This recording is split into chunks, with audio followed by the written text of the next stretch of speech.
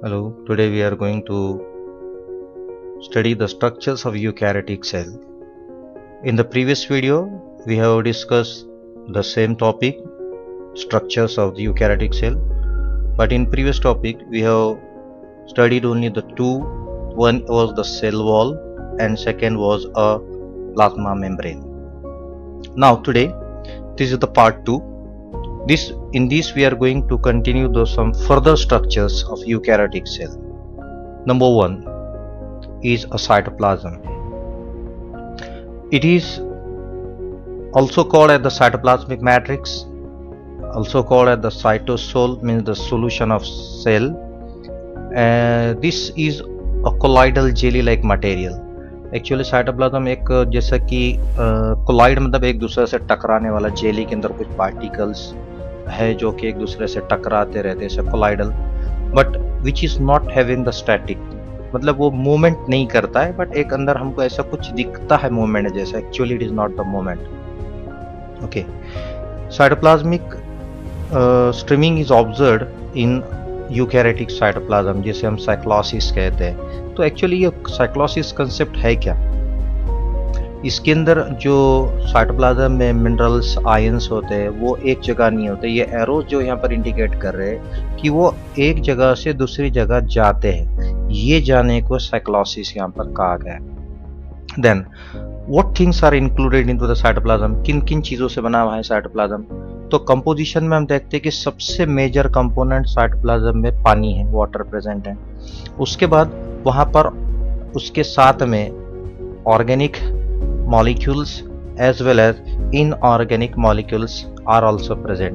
अब organic molecules में जैसे कि शुगर के मॉलिक्यूल यानी carbohydrates, then amino acids, then vitamins, then enzymes and nucleotides. ये तो बहुत इंपॉर्टेंट चीज़ है जिसके वजह से न्यूक्लिक एसिड का फॉर्मेशन किया जा रहा है. Then minerals are also present and also the waste products भी मौजूद होते हैं, भी प्रेजेंट होते हैं साइटोप्लाज्म के अंदर.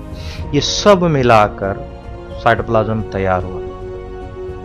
देन साइटोप्लाज्म में और क्या चीज़ें होती है? साइटोप्लाज्म के अंदर सेल ऑर्गेनेल्स, छोटे छोटे ऑर्गन सेल के, जैसे कि एंडोप्लाज्मिक रेटिकुलम है, जैसे कि गोल्जी कॉम्प्लेक्स है, जैसे कि माइटोकॉन्ड्रिया है, जैसे कि प्लास्टिड्स है, जैसे कि न्यूक्लियस है. ये तो प्रोकैरियोट के यूकैरियोट के अंदर होता है, प्रो में तो होता है नहीं.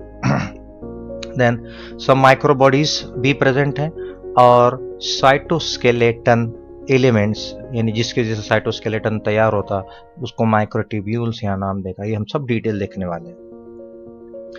Then cytoplasm is one of the raw material, एक ऐसा मटेरियल जहाँ पर कुछ चीज़ें मेटाबॉलिक एक्टिविटीज की जाती हैं. तो साइटोप्लाज्म एक ऐसी जगह, एक ऐसा ग्राउंड जहाँ पर मेटाबॉलिक एक्टिविटीज होती है सेल की.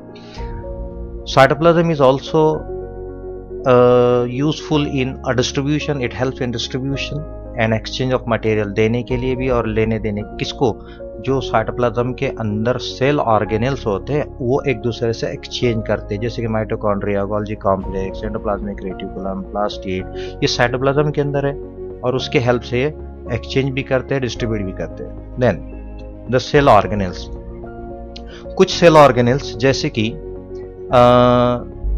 दे carry out the specially there, हर सेल ऑर्गेनल अपना अपना काम कर रहा है, लेकिन कुछ खास सेल ऑर्गेनल्स होते हैं. तो सेल ऑर्गेनल्स को कहा गया it is compartment of cell. जैसे कि एक बड़ा सा घर है और घर के अंदर या बड़ा सा ऑफिस है या बड़ा सा कॉलेज है, इसके अंदर हर एक कंपार्टमेंट से प्रिंसिपल का ऑफिस एक है, क्लर्क का ऑफिस अलग है, फिर क्लासरूम अलग. वैसे ही सेल के अंदर छोटे छोटे कंपार्टमेंट्स हैं, उन कंपार्टमेंट को हम सेल ऑर्गेनल्स कहते हैं.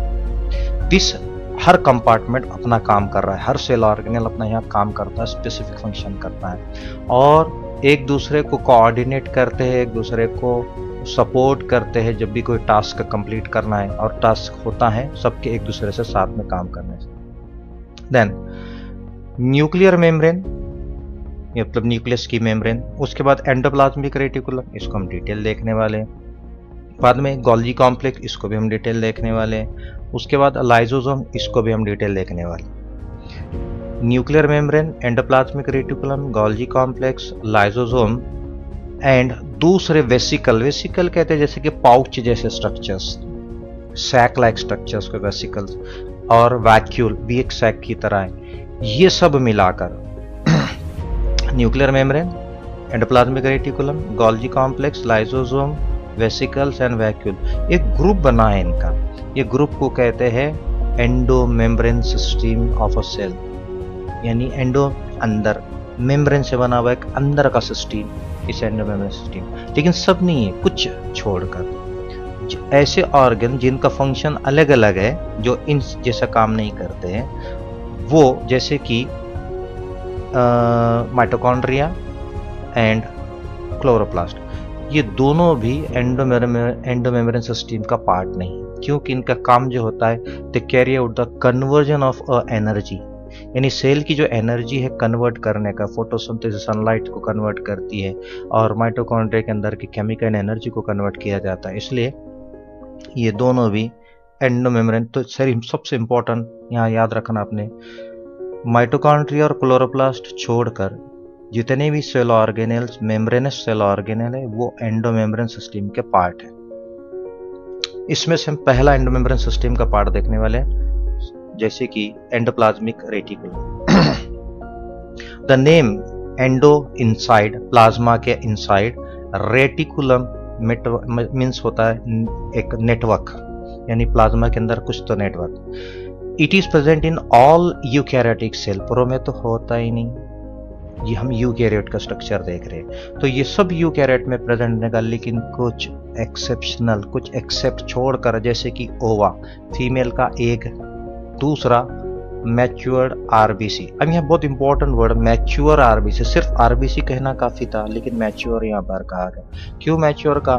क्योंकि एक इमैच्योर जब आरबीसी होती है, जब उसका फॉर्मेशन होता है, उस वक्त एंडोप्लाज्मिक रेटिकुलम होता है, लेकिन जैसे ही वो मैच्योर होकर सर्कुलेशन करने के लिए बाहर निकलती है, उसमें से एंडोप्लाज्मिक रेटिकुलम निकाल दिया जाता है, इसलिए मैच्योर वर्ड यूज किया गया है। देन अगर हम एंडोप्लाज्मिक रेटिकुलम को इलेक्ट्रॉन माइक्रोस्कोप के नीचे देखते हैं, इलेक्ट्रॉन माइक्रोस्कोप के नीचे स्ट्रक्चर को स्टडी करते हैं, तो it is a network like structure, और ये छोटी छोटी मेम्ब्रेन, ट्यूब वाले मेम्ब्रेन से बना हुआ है, और कुछ पाउच लाइक स्ट्रक्चर्स आखिर में सैक्स हमको दिखते हैं। ये जो ऐसे नालियां जैसा स्ट्रक्चर दिख रहा है या ट्यूब लाइक स्ट्रक्चर दिख रहे हैं मेम्ब्रेन के, इसे सिस्टर्ना, सिंगल को सिस्टर्ना और प्लूरल में सिस्टर्नी कहते हैं।